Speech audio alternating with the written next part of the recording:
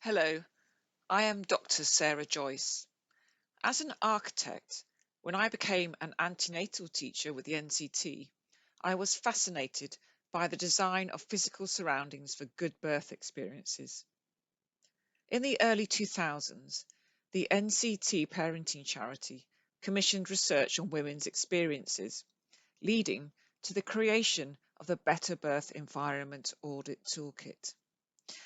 This became the basis for these projects that I'm going to share, for the feasibility, acceptability and project implementation work that I did as a volunteer in the NHS. As an antenatal teacher and service user rep, I had years of groundwork in my relationships with labour ward midwives and obstetricians, local families and providers. Here I used a water birth debate at the hospital as the starting point for thinking about feasibility and acceptability of change to the labour ward rooms.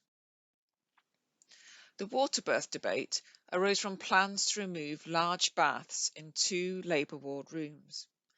As an antenatal teacher, I attended at the head of midwifery's request to hear the discussion and issues. The lecture theatre was filled with health professionals and divided opinions, making it intimidating for a service user.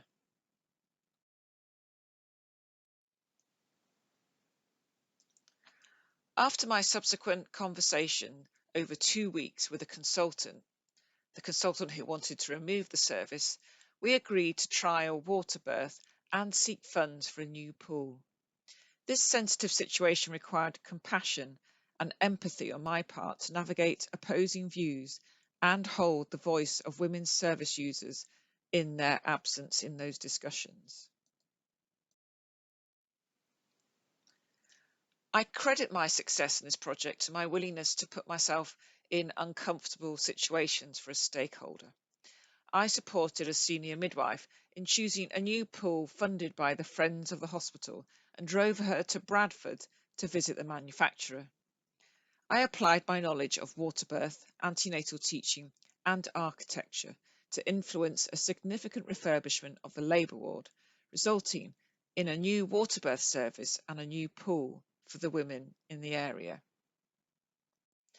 Now, for the second video story, there was some momentum and interest in the birth environment from staff and local service users, a teachable moment. And this was the right time to offer to complete the NCT Better Birth Environment Audit as a volunteer. Head of Midwifery said yes. The storytelling on this image and the next highlights the hidden effort needed of service users with young children to engage in service improvement and intervention implementation. I went out in my own time in the evenings, having put my child to bed, in order to do the survey for the trust.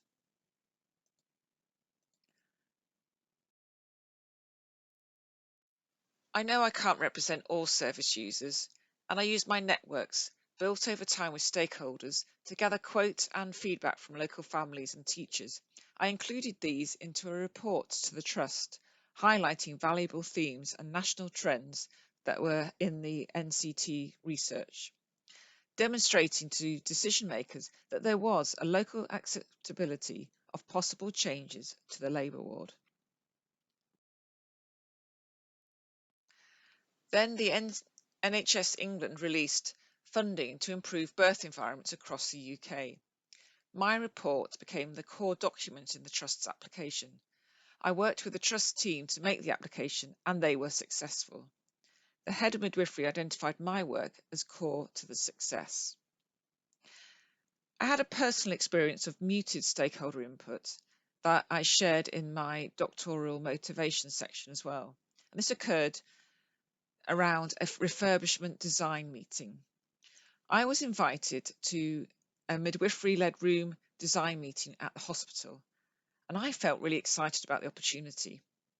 I was frustrated as well by the amounts of effort I needed to make to get to this hospital to discover I wasn't expected to be part of the decision-making process.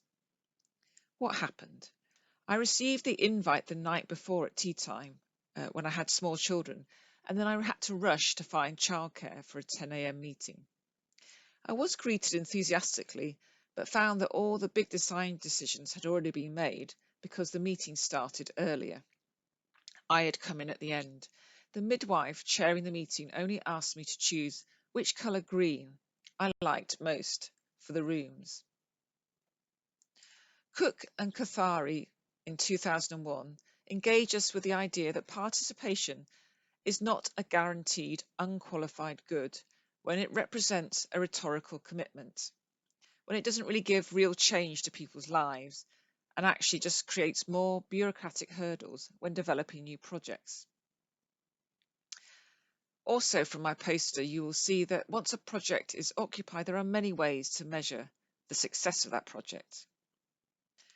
We don't always use all of those different ways in architecture. And actually, we have this common adherence to manifestly observable, readily measurable outcomes. And this misses much of what participatory projects are about for architecture. In this video and poster, my aim was to show you the value of the input of service users, but also to value the effort it takes service users in order to be part of projects.